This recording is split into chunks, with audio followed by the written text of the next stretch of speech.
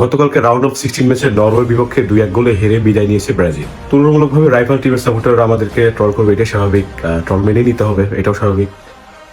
কিন্তু সবচেয়ে বড় আফসোসের জায়গাটা হচ্ছে নেইমার জুনিয়র।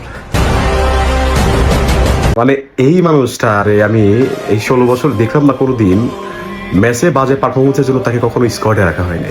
ফুটবল কতটা নিষ্ঠুর, এই ইনজুরির সাথে কখনোই পেরে উঠতে না নেইমার জুনিয়র। কখনো খারাপ পারফরমেন্সের জন্য তিনি দল থেকে বাদ যায়নি, কিন্তু বাদ গেছেন তার ইনজুরির জন্য। নেইমার জুনিয়র এমন একটা প্লেয়ার যার জীবনে আসলে খেলা হচ্ছে তার ইনজুরির সংখ্যা বেশি। আসলে ফুটবলের একটা লাগ বলতে একটা কথা আছে, একটা মানুষ তার বেশিরভাগ সময় কাটায় দিয়েছে ইনজুরির সাথে, এবং কি ইনজুরির সাথে কাটানোর পরেও প্রচুর ভাবে চেষ্টা করছে, নানানভাবে চেষ্টা করছে যেন আবারও কামব্যাক করতে। বারবার কামব্যাক দিয়েছে, কিন্তু আসলে সব কামব্যাকই তো আসলে সফলতা আসে না। অনেক চেষ্টা করছে তিনি ব্রাজিলকে দিতে। দীর্ঘ 16 বছর যেখানে ব্রাজিলের মতো দলে সবসময় ওয়ান স্টার প্লেয়ার কখনোই ছিল না, সবসময় আমরা দেখেছি যে ব্রাজিলে একটা মানে যখন খেলছে 3-4টা প্লেয়ার ছিল যাদের হচ্ছে মেইন প্লেয়ার।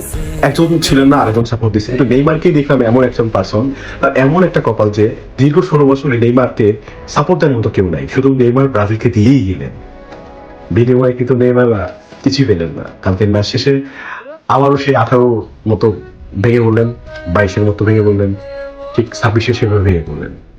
হয়তো এটাই নেইমারের ওয়ার্ল্ড কাপের শেষ রেজাল্ট তিনি খেলে ফেলছেন। আফসোস লাগে, এই সকল প্লেয়ারদের জন্য খুবই আফসোস লাগে। আসলে এমন কপাল নিয়ে যেন কেউ না জন্মায়।